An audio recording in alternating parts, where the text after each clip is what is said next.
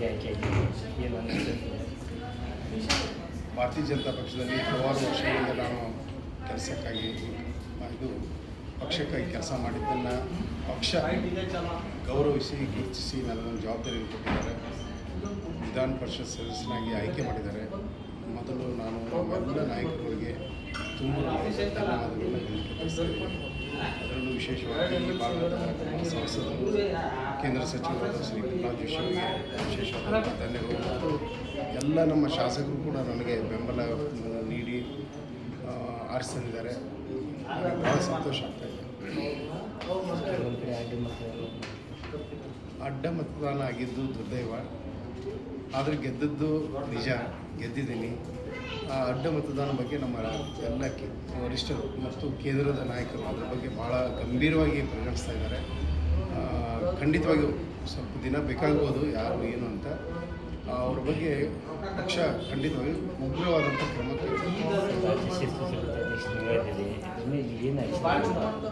ಇಲ್ಲಿ ನಾನು ರಾಜ್ಯ ಶಿಸ್ತು ಸಮಿತಿಯ ಅಧ್ಯಕ್ಷನಾಗಿ ಶಾಸಕರುಗಳ ಮೇಲೆ ಕ್ರಮ ಕೈಗೊಳ್ಳೋಕ್ಕೆ ನನಗೆ ಬರೋಲ್ಲ. ಅಧಿಕಾರ ಇರೋದು ಕೇಂದ್ರದ ಶಿಸ್ತು ಸಮಿತಿಗೆ. ಬಟ್ ನನ್ನ ಕಡೆಯಿಂದ ವರದಿ ಕೇಳ್ತಾರೆ. ಬಹುಶಃ ಆ ವರದಿಯನ್ನು ನಾನು ಕಳಿಸ್ತೀನಿ. ಈಗಾಗಲೇ ಫೋನ್ ಮುಖಾಂತರ ನಮ್ಮ ವರಿಷ್ಠರು ನನಗೆ ಮಾತಾಡಿದ್ದಾರೆ. ನಾನು ಅದ್ರ ಬಗ್ಗೆ ವರಿಷ್ಠರಿಗೆ ಏನು ಹೇಳಬೇಕು ಅದನ್ನು ಹೇಳಿದ್ದೀನಿ. ಹೀಗಾಗಿ ಈಗಾಗಲೇ ತಮಗೆ ಗೊತ್ತಿರುವಂತೆ ಸಿ.ಟಿ. ರವಿ ಮತ್ತು ಎನ್. ಮಹೇಶ್ ಮತ್ತು ಮಹೇಶ್ ಟೆಂಕೆ ಅವರ ನೇತೃತ್ವದಲ್ಲಿ ಒಂದು ಕಮಿಟಿಯನ್ನು ಕೂಡ ಮಾಡಿದ್ದಾರೆ. ತನ್ನ ಮೂಲಕ ಅವರೆಲ್ಲ ಈಗಾಗಲೇ ಕಾರ್ಯಪ್ರವೃತ್ತಿ ಮಾಡಿದ್ದಾರೆ. ಖಂಡಿತವಾಗಿಯೂ ಯಾರು ಈ ರೀತಿ ಅಡ್ಡ ಮತದಾನ ಮಾಡಿದರೆ ಸಿಗ್ತಾರೆ ಮತ್ತು ಕ್ರಮ ಆಗೇ ಆಗ್ತದೆ.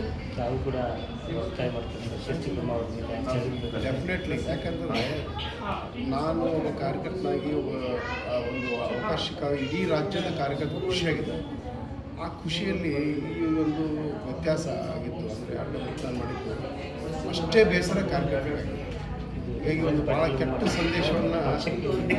ಸಂದೇಶವನ್ನು ಕೇವಲ ನಮ್ಮ ಪಕ್ಷದ ಕಾರ್ಯಕರ್ತರಿಗೆ ಅಂತಲ್ಲ, ಇಡೀ ವ್ಯವಸ್ಥೆಗೆ ಒಂದು ಕಪ್ಪು ಚುಕ್ಕೆ. ಇದೆಲ್ಲ ಒಂದು BJP ಇರ್ಬೋದು, ಕಾಂಗ್ರೆಸ್ ಇರ್ಬೋದು, ಯಾರೇ ಇರ್ಬೋದು, ಈ ರೀತಿ ಆಗಬಾರ್ದು. ಆ ನಿಟ್ಟಿನಲ್ಲಿ ಎಲ್ಲರೂ ವಿಚಾರ ಮಾಡ್ತೀವಿ. ಹೀಗಾಗಿ ಇದನ್ನು ಸರಿ ಮಾಡೋಂಥ ಕೆಲಸ ಎಲ್ಲರದ್ದು ಇದೆ ಅಂತ ನಾನು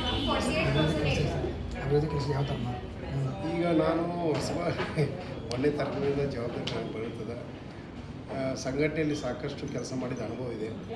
ಪ್ರತಿನಿಧಿಯಾಗಿ ಮೊದಲ ಬಾರಿ ಹೋಗ್ತಾ ಇರೋದ್ರಿಂದ ಸ್ವಲ್ಪ ನಮ್ಮ ಹಿರಿಯರೆಲ್ಲ ಮಾರ್ಗದರ್ಶನ ತೆಗೆದುಕೊಂಡು ಮತ್ತು ಇಲ್ಲೆಲ್ಲ ಕೇಂದ್ರ ಸಚಿವರಾದ ಪ್ರಹ್ಲಾದ್ ಜೋಶಿ ಅವರು, ಮಹೇಶ್ ಟೆಂಕೆ ಅವರು, ಅನಿಲ್ ಬೆನೂರು ಮತ್ತು ನಮ್ಮ ನಾಯಕರದವರು, ಅದೆಲ್ಲ ಒಂದು ಅನುಭವದಿಂದ ಅವರ ಒಂದು ಸಲಹೆ ಮಾರ್ಗದರ್ಶನದ ಮೇಲೆ